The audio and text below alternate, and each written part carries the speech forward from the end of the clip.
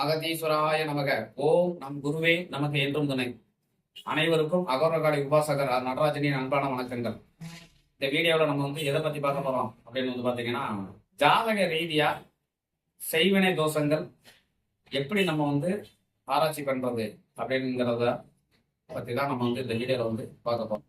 இப்ப ஜாதக ரீதியா ஒருத்தனுக்கு செய்வினை இருக்கு அப்படிங்கிறத எப்படி நம்ம கண்டுபிடிக்கணும் அப்படிங்கிறத பத்தி இந்த வீடியோல நம்ம பார்க்கலாம். முதல் இடத்துல பாத்தீங்கன்னா அவங்க ஜாதகம் இருக்கும் இல்லையா, அந்த ஜாதகத்துல அவங்களுடைய லக்கணத்துக்கு பாதகாதிபதி யாரு அப்படிங்கிறத நம்ம ஃபர்ஸ்ட் பார்க்கணும். அந்த பாதகாதிபதியும் 6ஆம் வீட்டு அதிபதியும் இணைந்தால் கண்டிப்பா செய்வினை தோஷம் கண்டிப்பா இருக்கும் அவங்களுக்கு அப்படின்னு நம்ம முடிவு பண்ணிக்கணும். அதே மாதிரி பாத்தீங்கன்னா பாதகாதிபதியும் 6ஆம் வீட்டு அதிபதியையும் ஜாதக ரீதியாக செவ்வாய் தொடர்பு கொண்டால் கண்டிப்பா பாத்தீங்கன்னா செய்வின தோஷம் கண்டிப்பா அதிகப்படுத்தி காட்டும், நிறையாவே இருக்கும். அதனால ரொம்ப தோஷங்கள் செய்வினை தோஷங்கள் அதிகமா அவங்களுக்கு இருக்கு அப்படின்னு நம்ம தெரிஞ்சுக்க முடியும். அப்படின்னு பாத்தீங்கன்னா பாதகாதிபதியும் 6ஆம் வீட்டு அதிபதியும் இணைந்து சனி தொடர்பு கொண்டால் நீண்ட காலமா அவங்களுக்கு என்ன இருக்கு, செய்வின தோஷம் நீண்ட காலமா அது இருந்துகிட்டே இருக்கு.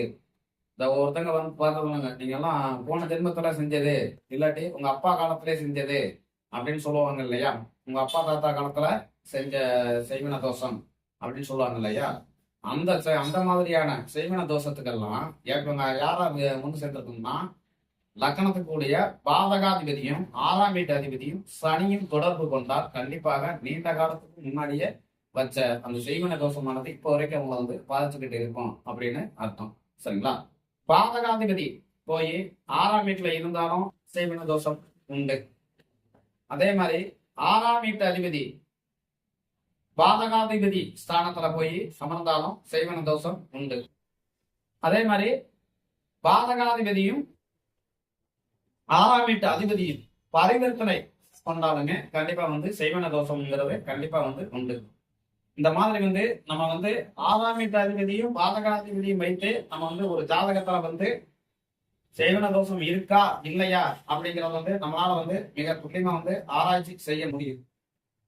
அதனால ஒரு ஜாதகம் மூலியமா ஒரு செய்வின தோஷம் இருக்கா இல்லையா அப்படிங்கிற பார்க்கறதுக்கு இந்த 6ஆம் வீட்டு அதிபதியும் பாதகாதிபதியும் கூட பாத்தீங்கன்னா செவ்வாய் சனியும் ரொம்ப முக்கியமான ஒரு கிரகங்களாகவும் பாவங்களாகவும் கருதப்படும்.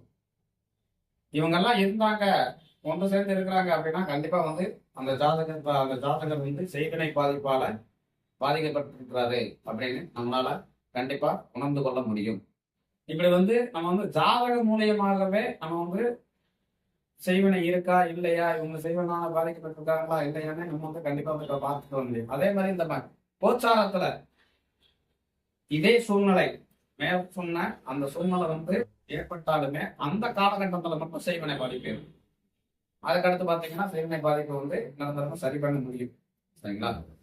என்றும் அகத்தியராரும் அனைவருக்கும் கிடைக்கட்டும். வாழ்க வளமுடன்.